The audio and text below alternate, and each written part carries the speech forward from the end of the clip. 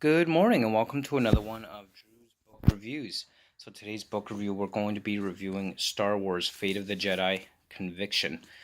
So this is the seventh book in the Fate of the Jedi series. So as we've talked a little bit about the previous books, there's this impending threat to the galaxy by the name of Abeloth, an incredibly powerful force-using being that has the ability to basically threaten the entire existence of the galaxy, which has kind of forced both the Jedi and the Sith to work together to inevitably end this threat to the galaxy. But of course, the Sith have other ideas. They want to control Abeloth instead of destroy Abeloth. They want Abeloth's power for themselves. And of course, we got Luke and Ben who are thinking this is just not going to work. We cannot allow the Sith to gain control of this power of Abeloth. So throughout the last couple of books, both Luke and Ben have been working with the Sith in an effort to hunt down and hopefully destroy Abeloth. But Abeloth escapes yet again. So far they've been unsuccessful.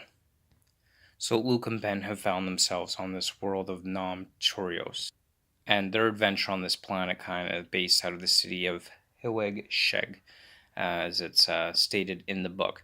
Now, this is an interesting planet in that there are these life-giving or these living, sentient, crystalline entities, essentially, these crystal life forms, and any use of the Force on the planet is enhanced by these crystal life forms. Which, if you're not careful, can create these massive force storms, which can absolutely destroy everything in its path.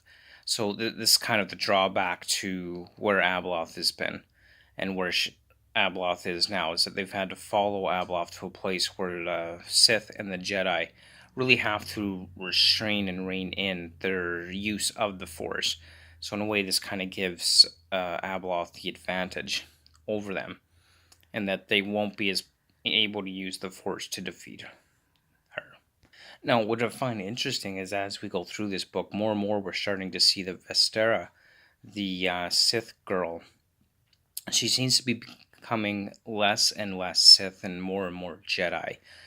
She seems to be having more compassion. She's starting to feel more a sense of ethics and morality, and she starts to see Luke and Ben, I guess, in a different light, and she starts to become more emotional in her feelings towards what's happening in and around her. Now, she has basically had to take refuge with Luke and Ben, because in the previous book she had actually killed High Lord Talon, who is one of the Sith Lords. So she's basically staying with Luke and Ben to protect her own life, because otherwise the Sith would kill her for killing High Lord Talon. So she's essentially a refugee from the Sith at this point, and she's becoming a better and better person, and she slowly seems to be turning to the light side of the Force. Now, whether this ends up being some kind of Sith ploy in the end, and she's really not that way at all, remains to be seen, but I really think that she's actually turning to the light side in this and becoming more and more part of that, which it's really interesting to see her development as a character as we go through this book, and it'll be interesting to see where she ends up. Now, back on Coruscant, we have Han and Leia's storyline. So what's going on back there is we've got the Horn kids, Gisela and Valent, who were frozen in carbonite before the Jedi were cured of their madness. And unfortunately, this had the effect of not curing them because they're frozen in carbonite, so they were still had this mad psychosis, believing everybody's an imposter. So there's kind of a coup that has been staged to rescue the Horns, as well as overthrow the Galactic Alliance government under Dala, or rather just overthrow the chief of state and kind of put in an interim chief of state in place.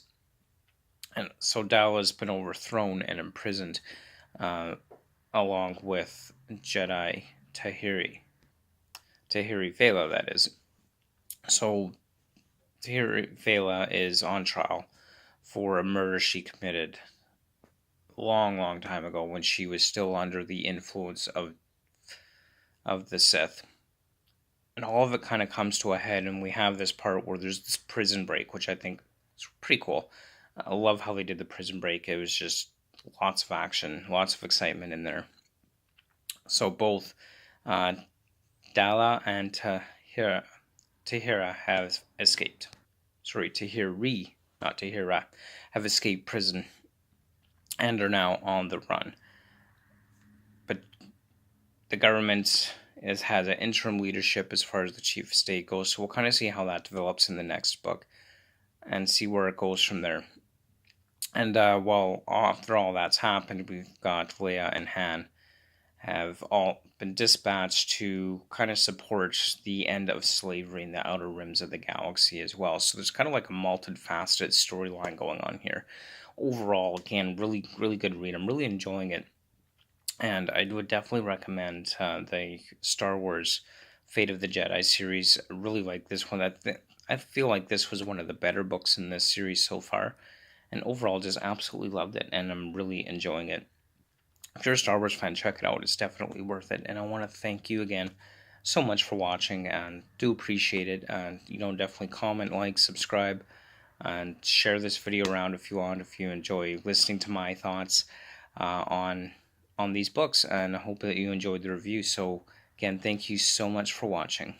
And of course, don't forget to stay tuned because we do have the next book in the series, Ascension, coming up next. And thanks for watching. I'll have the link to all my social media profiles in the description below. And you have yourself a fantastic day. Thanks, and have a great day.